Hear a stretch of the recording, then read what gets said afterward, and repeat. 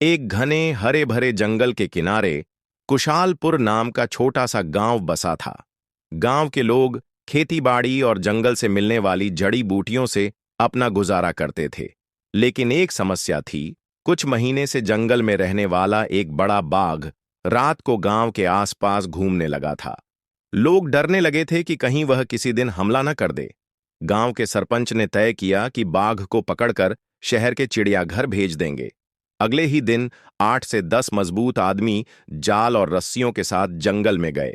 उन्होंने कई घंटों की मशक्कत के बाद बाघ को पकड़ लिया। बाघ जोर जोर से दहाड़ रहा था, लेकिन रस्सियों और जंजीरों में जकड़ा हुआ था। जब उसे ट्रक पर लादा जा रहा था, तभी 12 साल का एक लड़का आरव चुपके से वहां आ गया।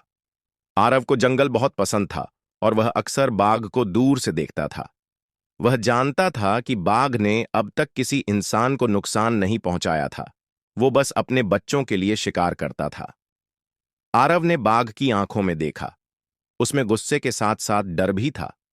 उसे अचानक याद आया कि पिछले हफ्ते उसने जंगल में बाघ के 2 छोटे शावक देखे थे, जो शायद बिना मां के भूखे मर रहे होंगे। उस रात आरव नींद नहीं ले पाया। सुबह होते ही वह जंगल के उस हिस्से में पहुंचा जहां शावक थे। दोनों शावक कमजोर होकर जमीन पर पड़े थे। आरव उन्हें सावधानी से अपने झोले में डालकर घर ले आया और दूध पिलाने लगा। दूसरी तरफ बाघ को शहर ले जाने के लिए ट्रक निकल चुका था, लेकिन रास्ते में ट्रक का टायर फट गया।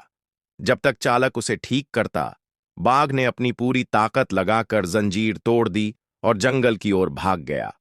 जंगल में वापस लौटते ही बाघ अपने बच्चों को ढूंढने लगा, लेकिन उन्हें न पाकर बेचैन हो गया। 3 दिन बाद वह गांव के किनारे तक आ गया, जहां आरव शावकों को खेलने के लिए बाहर लाया था। बाघ और आरव आमने सामने थे। गांव के लोग चिल्लाने लगे, भागो भागो! लेकिन बाघ ने हमला नहीं किया। बाघ ने अपने बच्चों को मुंह में हल्के से पकड़ा और जंगल की ओर चला गया। उस दिन के बाद बाघ कभी गांव के पास नहीं आया। गांव वालों को भी समझ आ गया कि अगर हम जंगल के जानवरों को परेशान न करे जाए, तो वे किसी को नुकसान नहीं पहुंचाते। अगर पूरा वीडियो देखा तो उसे समझदार बच्चों के लिए एक लाइक सब्सक्राइब जरूर कर देना।